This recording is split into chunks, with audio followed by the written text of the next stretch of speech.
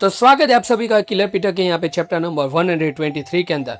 तो जैसा कि हम लोगों ने लास्ट पार्ट में देखा था कि कैसे पूरी पीटर एंड उसकी गैंग यहाँ पे बर्फीले जगह पे पहुंच चुकी है एंड चाहे कोई भी जगह हो, पीटर कुछ भी गलत होते हुए कभी भी नहीं देख सकता। जैसे उस जेम्स की बेटी लावी ने यहाँ पे एक निहत्थे को मारना चाहा, पीटर ने उसके अटैक को रोक लिया एंड तुरंत ही कहा कि तुम हेट करती हो कि कोई तुम्हारे पैर को छुए, लेकिन मैंने ये टच कर लिए, अब क्या कर लोगे तुम।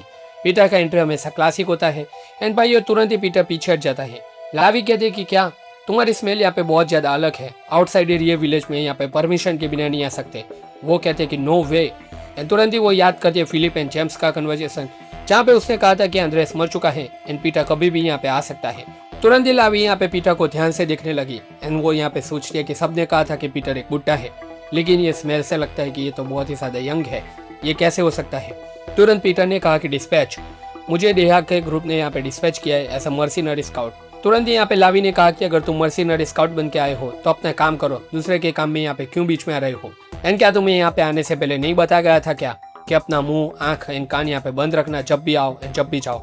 वो गुस्से में थी कि साला डेहा ग्लोरी ग्रुप का यहाँ पे पार्टनर है, इधर आए हो तो यहाँ पे तुम्हें रिस्पेक्टफुल यहाँ पे तरीके से रहना पड़ेगा। पीटर चुपचाप ये सब कुछ देख रहा था। तुरंत यहाँ पे लावी ने पीटर के ऊपर अटैक करना चाहा, लेकिन तुरंत ही उसका रिएक्शन चेंज हो जाता है क्योंकि बीच में आके विलेज चीफ ने यहाँ पे उसका हाथ पकड़ लिया। वो चिल्लाई कि क्या कर रहे हो तुमने यहाँ पे मेरे हाथ पकड़ने की हिम्मत कैसे करी। तुम्हें पता है ना, इंफीरियर ऑर्गेनाइजेशन के मेंबर एग्जीक्यूटिव सुपीरियर के हाथ को नहीं पकड़ सकते। चीफ ने कहा कि मर्सिनरी को डिस्पैच करना हमारा काम है, ये हमारे गेस्ट है, सो आज के लिए इतना काफी है और बढ़ जाओ यहाँ से। तुरंत यहाँ पे लावी ने डेविल के स्माइल के साथ कहा कि मैंने पहले ही बोल दिया था कि तुम जैसे छोटे लोगों को हमसे दूर रहना चाहिए। चीफ के ऊपर किक, एक बहुत ही ज्यादा बड़ा धमाका, लेकिन वो कहते हैं कि अबे यार फिर से ये एक्सप्रेशन मैं ये नहीं देख सकते। चीफ ने जो दोस्तों फेस बनाया है वो किसी का भी यहाँ पे मन पिघला दे, वो बहुत ही ज्यादा इमोशनल है। उसने अपने दांत कस दिए एंड कहा कि साला जितनी भी बार देखो उतनी बार यहाँ पे डिस्कस्टिंग फील होता है, लेट्स गो। वो जाने लगी एंड तुरंत यहाँ पे लावी ने जाते जाते कहा कि याद रखना तुमने मेरे अगेंस्ट एक्ट नहीं किया, मेरे फादर के अगेंस्ट एक्ट किया है, तो याद रखना जब भी यहाँ पे दूसरी बार मिलोगे मैं तुम्हें यहाँ पे काट डालूंगी। मैंने सुना है कि तुम यहाँ पे डेहा ग्रुप के लोग बहुत ही ज्यादा हाई एंड माइटी तरीके से ग्लोरी के सामने पेश आते हो, जब भी यहाँ पे लैब में आओ तो अपना ख्याल रखना। इसने पीटर को धमकी दे दी कि अगर यहाँ पे आए तो मारे जाओगे। तुरंत वापस घर के अंदर कि ये सब कुछ क्या चल रहा है, हमने जो बच्चे देखे थे वो बहुत कम है एंड ये लोग किडनैप भी कर रहे हैं, वो भी विलेजर के सामने। लेकिन ब्रो ऐसे ही यहाँ पे जाने दोगे क्या, अगर वो ह्यूमन वेव टैक्टिक्स का यूज करोगे तो क्या। पीटर ने कहा कि ऐसा कुछ नहीं होगा। तो साइमन ने कहा कि भाई क्या बात कर रहे हो।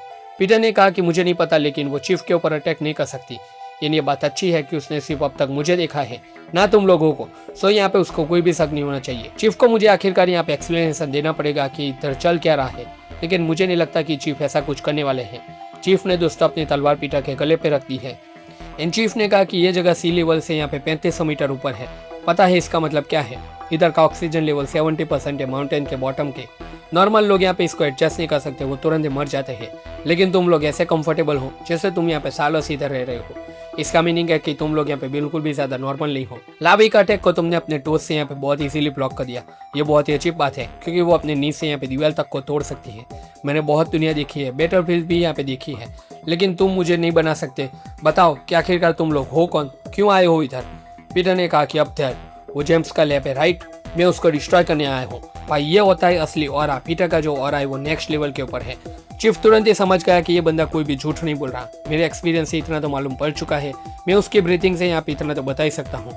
ये लोग बहुत ही ज्यादा अलग है, मुझे इनके सामने आंख उठा के भी नहीं देखना चाहिए। दोस्तों जरा इस पैनल को देखो, कागियो, साइमन, टाडियो एंड पीटर, वो लोग बहुत ही ज्यादा सीरियस है इस पूरे के पूरे मिशन को ले। चीफ कहता है कि सो इसलिए मैं तुम लोगों को नहीं जाने दे सकता। कागियो तुरंत ये सोचने लगता है कि चीफ हमें क्यों रोक रहे हैं, वो जेम्स के अगेंस्ट है तो इसको तो हमारा साथ ही देना चाहिए। लेकिन पीटर ने आंसर दे दिया कि वो हमारे अगेंस्ट इसलिए चाह रहा है क्योंकि उसकी बेटी रीजन है राइट। चीफ शॉक में कि क्या। साइमन कहता है कि पीटर ब्रो क्या बोल रहे हो। पीटर ने तुरंत ही कहा कि ये बंदा हमें रोक रहा है, इसका रीजन है जो लड़की अभी अभी हमसे मिली थी वो चीफ की बेटी है। सही कहा ना चीफ। चीफ पहले तो कुछ नहीं बोल पाते एंड बाद में यहाँ पे कह देते कि तुम्हें कैसे पता चला। बेचारे के हाथ से तलवार भी छूट गई। पीटर कहते कि बस ऐसे ही उस छोटे से मूवमेंट में पीटर ने चीफ के पूरे फेस को रीड कर लिया था। वो अपनी एंड हाना की मेमोरीज को याद करता है एंड बोलते कि फीलिंग थी मेरे अंदर। चीफ तुरंत अब बताओ कि विलेज एंड लैब के बीच का कनेक्शन क्या है, ऐसा तो क्या है उसके पास जो तुम्हें यहाँ पे प्रेशर कर रहा है।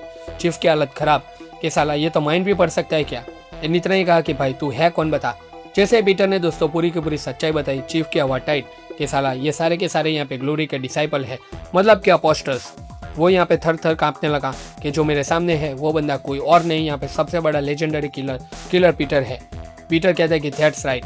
चीफ ने कहा कि मैंने रूमर सुने हैं कि तू ग्लोरी को डिस्ट्रॉय करना चाहता है, सो तुम एक दिन यहाँ पे जरूर आओगे। पीटर उसके सामने था और कहा कि बता भाई इधर चल क्या रहा है। चीफ ने पूरी सच्चाई बता दी। इधर इस साइड लैब में आते हैं, जहाँ पे लावी तुरंत ही कहते हैं कि आई एम बैक फादर। ये जेम्स को आखिरकार क्यों फादर कह रही है, ये भी एक दोस्तों बहुत ही बड़ी मिस्ट्री है।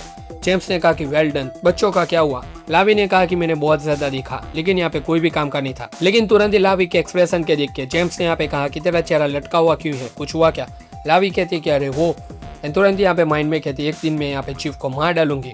एंड बाहर यहाँ पे जेम्स को कहा कि कुछ नहीं ऐसा। जेम्स ने कहा कि फिगर आउट करो एंड बाद में बात करते हैं एंड तैयार हो जाओ, पीटर इज कमिंग। वो आर्विड के पीछे है, सो उसकी हमें अच्छे से खातिरदारी करनी पड़ेगी, यहाँ पे कोई भी प्रॉब्लम ना हो उसका ध्यान रखना। लावी ने कहा कि मैंने प्रिपरेशन कर दिया है। जेम्स कहता है कि लेजेंड की बात कर रही है वो, क्या तो लावी ने कहा कि यस, वो लोग यहाँ पे इस जगह को एक इम्पेनेट्रेबल यहाँ पे फोर्ट्रेस बना देंगे और अगर फाइट हुआ तो ये और भी अच्छा है क्योंकि वो सिक्योर वे है। कोई फर्क नहीं पड़ता कि यहाँ पे पीरियड आ जाए या फिर उसके सारे के सारे दोस्त डिसाइपल जो भी हो, वो लोग यहाँ पे कुछ भी नहीं उखाड़ पाएंगे।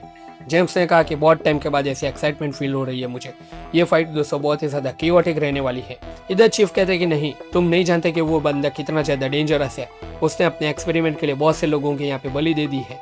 जो जिंदा बच गए उन लोगों को वो लेजेंड कहता है। वो लोग तुम्हारे लेवल के हैं एंड मे भी तुम लोगों से ज्यादा स्ट्रांग भी है। साइमन कहते हैं कि अरे यार फिर से यही बकवास, तुम्हें लगता है कि हम लोग उनसे डरते हैं। दुनिया में बहुत सारे लोग हैं जो दावा करते हैं कि वो हमसे स्ट्रांग है।